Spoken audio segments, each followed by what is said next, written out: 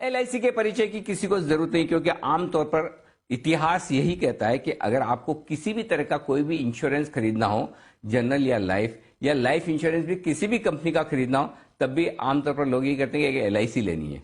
मतलब ये नहीं कहते कि इंश्योरेंस प्लान लेना है, एलआईसी लेनी है। ये है एलआईसी की एक्सेप्टेंस और एलआईसी को जानने पहचानने वाले हिंदुस्तान के करोड़ों लोग। एलआईसी 1956 में इसकी शुरुआत हुई थी। आज 245 प्राइवेट लाइफ इंश्योरेंस कंपनियों के कारोबार का कंसोलिडेशन हो चुका है, लेकिन एलआईसी आज भी 2000 से ज्यादा ब्रांच ऑफिस और 1380 से ज्यादा सैटेलाइट ऑफिस के साथ कामकाज कर रही है। जबरदस्त प्रेजेंस है, जबरदस्त नेटवर्क है पूरे हिंदुस्तान में, और यही वजह कि सरकार की यह कंपनी एक बड़ा आईपीओ लाने की तैयारी में। आइए बात करते हैं एलआईसी के MD managing director Mukesh Gupta साहब से। कोटा से मुकेश गुप्ता साहब ने 1984 में उन्होंने एलआईसी ज्वाइन किया था, लेकिन बड़ी इंटरेस्टिंग क्वालिफिकेशन है गुप्ता साहब की। बीएससी किया उन्होंने राजस्थान यूनिवर्सिटी से, और साथ ही ह्यूमन रिसोर्सेज में एमबीए किया, यानी कि दोनों तरह का अनुभव जबरदस्त है, एक तरफ साइंस का भी और दूसरी तरफ एचआर का भी। लेकिन इसके साथ आईआईएम अहमदाबाद, आईएसबी हैदराबाद, यहां पर उन्होंने जबरदस्त सर्टिफिकेशन और ट्रेनिंग ली है। इंश्योरेंस इंडस्ट्रीज में 36 साल का लंबा अनुभव रखते हैं।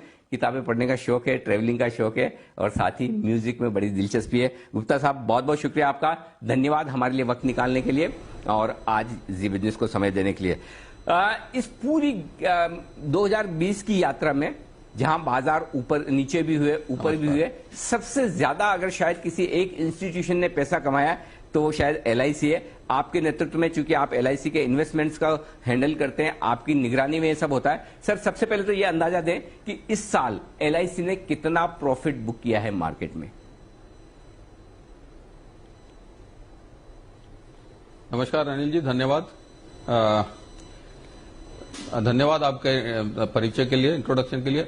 एलआईसी ने इस वर्ष, जैसा आपको मालूम है, एलआईसी हमेशा कॉन्टिन्यूअल इन्वेस्टर रही है और हम लॉन्ग टर्म इन्वेस्टर हैं, क्योंकि हमारे फंड्स जो हैं वो लॉन्ग टर्म के लिए इन्वेस्ट किए जाते हैं। तो हम जहां पे इन्वेस्टमेंट में वैल्यू लॉन्ग टर्म की होती है वहीं इन्वेस्ट करते हैं। इस वर्ष हमने अच्छा निवेश किया है, अच्छे अवसर हमें मिले हैं, और निवेश में जहां हम नया पोर्टफोलियो, हमारे पोर्टफोलियो में ग्रोथ आई है निवेश में, इक्विटी पोर्टफोलियो में, वहीं इस वर्ष हमने रिकॉर्ड प्रॉफिट अभी तक बुक किया है। 29,000 करोड़ का आंकड़ा हम पार कर चुके हैं, जो कि अभी तक का सर्वाधिक है एलआईसी के इतिहास में।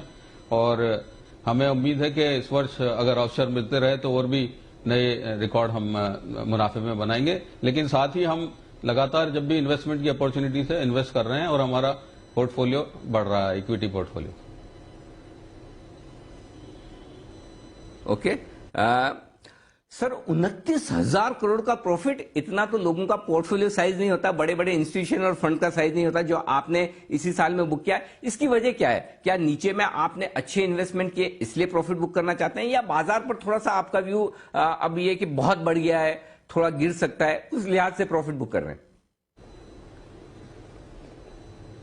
अनिल जी, जैसा मैंने कहा कि हमारा जो है, हमारी रिसर्च टीम है, हम वैल्यूएशन देखते हैं और अवसर का लाभ उठाने का प्रयास करते हैं, ताकि जो भी अवसर हमें मिले उसमें जहां लगता है कि अभी प्रॉफिट बुक किया जा सकता है तो प्रॉफिट बुक करते हैं, और फिर पुनः उसका निवेश जहां पे अच्छे अवसर हमें नजर आते हैं। तो यह एक सतत प्रक्रिया है जिसमें इन्वेस्टमेंट और वापस प्रॉफिट बुकिंग दोनों सतत साथ साथ चलते रहते हैं। और इसमें हमारी रिसर्च टीम है, उसका हमेशा रिसर्च के बेस पे हम ये कार्य करते हैं। बिल्कुल ठीक बात है। अच्छा सर, तो जाहिर सी बात है कि 29,000 का करोड़ का प्रॉफिट बुक किया, तो बेचा तो स्टॉक उससे कहीं ज्यादा होगा। तो बचे हुए समय में अब आपकी स्ट्रेटेजी क्या है? कितना इन्वेस्टमेंट आप इक्विटी में फिर से करना चाहते हैं, कितना डेट में, किस तरह की स्ट्रेटेजी आपकी रहेगी सर? अनिल जी, अभी तक निगम ने लगभग 3,58,000 करोड़ का टोटल निवेश किया है। उसमें से लगभग 63,000 करोड़ का निवेश हम इक्विटीज में किया है हमने, और भविष्य में मुझे लगता है कि बचे हुए दिनों में हम लगभग 1,50,000 करोड़ से 1,75,000 करोड़ तक का टोटल निवेश और करेंगे, जिसमें से आमतौर पर हमारा इक्विटी का इन्वेस्टमेंट 15 से 20% का रहता है। लेकिन ये सब मार्केट की कंडीशंस पर डिपेंड करता है, जैसे अवसर हमें प्राप्त होंगे, जैसी अपॉर्चुनिटीज होगी, उसके हिसाब से इन्वेस्टमेंट किया जाएगा। पर हमें उम्मीद है कि हम टोटल निवेश इस वर्ष में 5 लाख करोड़ से अधिक का कर सकेंगे, जो पिछले वर्ष पर लगभग 14 से 15% की ग्रोथ होगी। ठीक बात है। तो ये आपकी इन्वेस्टमेंट वाली स्ट्रेटजी रहने वाली है। अच्छा सर, एक और चीज, क्योंकि पूरे देश को, दुनिया भर के इन्वेस्टर्स को इंतजार है एलआईसी के आईपीओ का।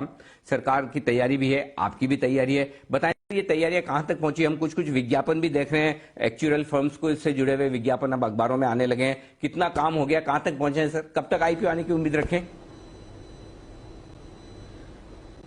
अनिल जी, जो डिसइन्वेस्टमेंट की आईपीओ की प्रक्रिया है उसका देखरेख वित्त मंत्रालय का Deepam, department of investment and public asset management के अंतर्गत हो रहा है।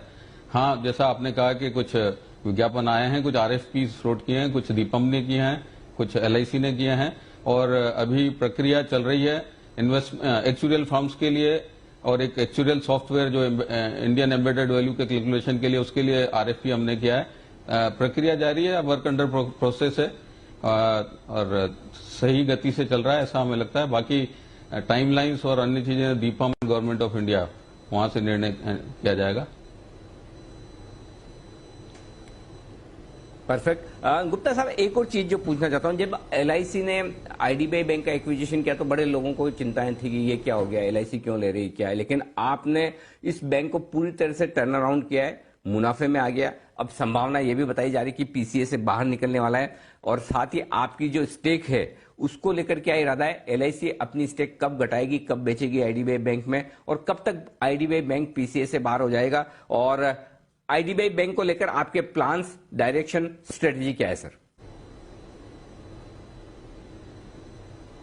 जैसा मैंने बताया अनिल जी कि हम तो लॉन्ग टर्म वैल्यू क्रिएशन के लिए इन्वेस्ट करते हैं। आईडीबीआई बैंक में निवेश भी उसी दृष्टि से किया गया था।